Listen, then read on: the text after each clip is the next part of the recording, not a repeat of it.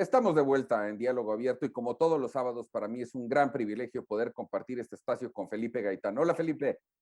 Hola, Memo, Pepe, auditorio. Qué gusto estar este sábado con ustedes. José Centeno. Guillermo, Felipe y a la producción también y sobre todo al público que nos ve esta tarde. Saludos desde Puebla. Saludos desde Puebla, por supuesto, desde una calurosa Ciudad de México, ¿verdad, Felipe? Bueno, digamos que dentro de los temas de la semana, el que seguramente llamó mucho, pero por mucho la atención, fue esta foto donde se ve a Emilio Lozoya cenando en uno de los restaurantes más elegantes y caros de la Ciudad de México, pero además hay que decirlo, un sábado en la noche. ¿Por qué lo digo? Uno puede ir a ciertos lugares y sabe que por la hora y el día va a haber mucha gente o no. No se fue a la casa de un amigo o a un privado, se fue a un restaurante donde a fuerza lo iban a ver. Esto a lo mejor es un mensaje cifrado que él está mandando a no sé quién. Aparte, por supuesto, es un acto de cinismo absoluto, porque no olvidemos que el señor Lozoya es un delincuente confeso, como obsta en su declaración, donde reconoce haberse quedado con algún dinero de lo que recibió del famoso caso Odebrecht. Sin embargo, ante la publicación de las fotos, el presidente de la República acota diciendo que es un acto legal, pero inmoral. ¿Por qué legal?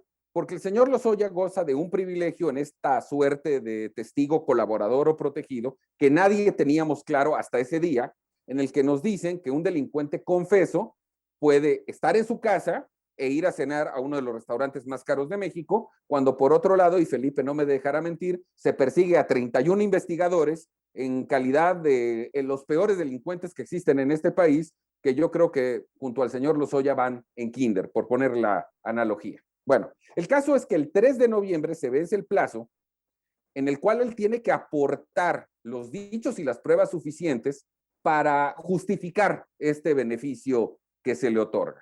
Yo lo que le diría es que creo que el 3 de noviembre no va a pasar nada diferente a lo que ya sabemos. No va a haber ninguna acción directa contra el expresidente Peña Nieto, contra Luis Videgaray, y a lo mejor por eso Lozoya, no lo sé, se adelanta y se va a un restaurante donde sin ninguna ingenuidad sabía que lo iban a ver. No obstante, hay que tener en cuenta un dato. La colega periodista Lourdes Mendoza lo demanda por difamación y él argumenta a sus abogados que no puede ir, no se puede presentar a la diligencia porque tiene arraigo domiciliario, pero sí puede ir al Hunan en la parte alta de la zona de Bosques de las Lomas, que déjeme decirle que es donde vive la gente más rica de este país, no de la Ciudad de México, de este país. En conclusión, porque ese sería el antecedente, yo lo que creo es que esto desnuda una pésima estrategia jurídica que primero nos demuestra que la fiscalía es todo menos autónoma. Segundo, que el combate a la corrupción, que es el discurso principal de este gobierno, ha fracasado y que la sensación de impunidad queda absolutamente de manifiesto. El señor Lozoya per se es indefendible. Aparte, creo que la palabra cinismo se queda corta. El problema no es ese. El problema es la imagen que como Estado, el Estado mexicano nos dan de que el senador Lavalle, que está en la cárcel por dichos de Lozoya, que además no aparece en el video, él sí está en la cárcel, Lozoya pues se puede ir a cenar al restaurante a uno de los más elegantes y caros de la Ciudad de México. Felipe. Sí, Memo, Pepe, fíjense, hay algo interesante en esto que es el tema de uno de los casos emblemáticos del sexenio, que era el tema de Lozoya y la conexión con Odebrecht, que tenía que ver con este tema, no solamente en México, sino en América Latina. Presidentes en Perú, juzgados en Brasil, también en diferentes partes de América Latina había sido el gran escándalo. En España no se diga. Entonces, y en el caso mexicano parece que no pasaba nada, que todo iba a transitar sin ningún problema. Y resulta que uno de los casos emblemáticos fue la captura de Lozoya y traerlo a México. Recordemos que la única cárcel que ha pisado ha sido la de España y en un centro de detención. Cuando llega a México se hizo toda una faramalla de si iba o no venía, si el que salió del aeropuerto era o no era, y acabó siendo el Lozoya falso y acabó vendiéndose en muchos medios de comunicación esa idea. Nunca supimos qué pasó con el caso, nunca supimos en qué calidad estaba, tú lo señalaste ahorita con claridad. No sabíamos si tendría que pisar la cárcel o no. el hecho de que se haya presentado en un restaurante en un sábado en la noche, como tú dices, no es una ingenuidad, en esto no hay ingenuidad, por supuesto, es un claro mensaje que reta no solamente a la cuarta T, reta al presidente de la República. Es decir, un reto en términos de su figura pública.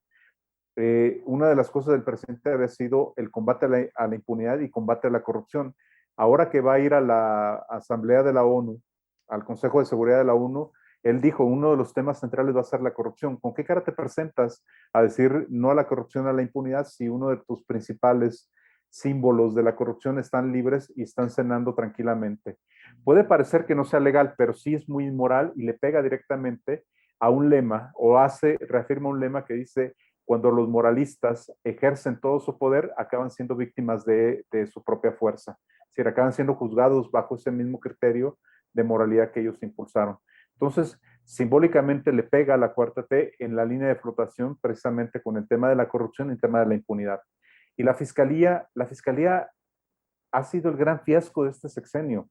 Te acordarás que cuando se nombró al fiscal, pusimos muchas esperanzas, de decir, bueno, sí es autónoma, conociendo la trayectoria de Gertz Manero, pero resulta que no ha dado ni una sola, y al contrario, se aferra a perseguir a 31 científicos por lavado de dinero, todo eso, delincuencia organizada, cuando los verdaderos casos están aquí. Pero bueno, a final de cuentas creo que el moralizador va a terminar en el mismo criterio, en la picota de su propia criterio de moralidad. Solo sumaría que yo creo que esto es un golpe de flotación más que simbólico. Pepe.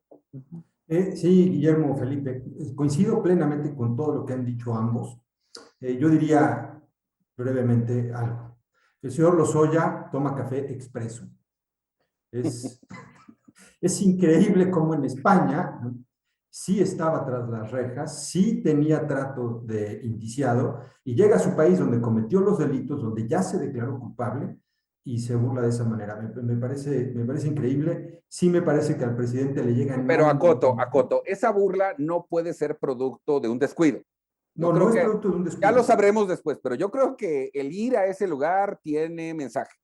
Sí, ¿y cuál puede ser el mensaje? Fíjense cómo cambia la narrativa, porque estaba todo centrado en la reforma eléctrica del presidente, o reforma energética, o contrarreforma, como le queramos llamar. Y cambia cuando sucede esta situación. Entonces, le mueve el escenario al presidente, se empieza a hablar de la corrupción del pasado y de la incapacidad del presente para enjuiciar a esa corrupción, y más bien que esa corrupción se está burlando. Entonces, saca de balance necesariamente al mensaje que quería posicionar el presidente, porque desde luego que esta reforma eléctrica, ya lo habrás tratado en el programa, pues es un juego de ganar para López Obrador. O sea, si no pasa su reforma, de todas maneras gana, porque puede posicionar su mensaje, y si pasa la reforma, pues gana porque se volvió el presidente nacionalista al lado de Lázaro Cárdenas y de Adolfo López Mateos, que es lo que él quiere. Entonces, me parece que surge en mal momento, es anticlimático para la cuarta transformación, y cambia la narrativa, la gente empieza a ver, ¿no?, todas estas insuficiencias. El presidente tiene que salir y echarle la pelota a Gertz Manero y dice, pues que explique la fiscalía. Él no quiere agarrar el tema, si se dan cuenta en la mañanera, es algo a lo que él no le quiso entrar, porque efectivamente le cambió la narrativa. Entonces, vamos a ver cómo evoluciona este asunto, vamos a ver si hay una reacción de parte del aparato de justicia del Estado mexicano en contra de Emilio Lozoya, si esos acuerdos persisten después de este mensaje, de esta insubordinación, y si no es que la condición de expreso de Emilio Lozoya se le quita lo ex y regresa a ser preso. Vamos a ver. No lo sé en el caso particular de él. Lo que sí me queda claro es que la fecha límite, aquí sí hay una fecha límite, es el 3 de noviembre. Él tiene que dar información suficiente para justificar el beneficio del que goza. Yo, a reserva de equivocarme, podría asegurar que a Enrique Peña Nieto y a Luis Videgaray no les va a pasar absolutamente nada. Pero ya está, Ricardo Anaya, perdón, estaba en el extranjero, está contra la pared, está el otro senador. Es decir, sí le ha servido. A ver, magnífico punto, Pepe. Nada más que el gobierno anterior no era panista. Y los que están pagando esas culpas hoy son el exsenador Lavalle y Ricardo Anaya. Porque al final, este señor ha servido para las venganzas personales del régimen. no para hacer justicia. Pero también venganzas internas del régimen ha servido para ajuste de cuentas entre Santiago Nieto y el fiscal, con los tuits que han mandado. También haber un frente dentro de la Cuarta Transformación, ¿eh? Y no hay que olvidarlo, entre estos personajes que se están disputando. Las grillas palaciegas, las disputas palaciegas están a la orden del día. Bueno, en todo caso, yo concluyo con lo que dije al principio de la exposición. En términos de percepción, en este país la impunidad sigue a todo lo que da, no cambió nada. Vamos a un corte, no tardamos nada, pero volvemos de inmediato aquí a Diálogo Abierto en Grupo Fórmula, la primera cadena nacional.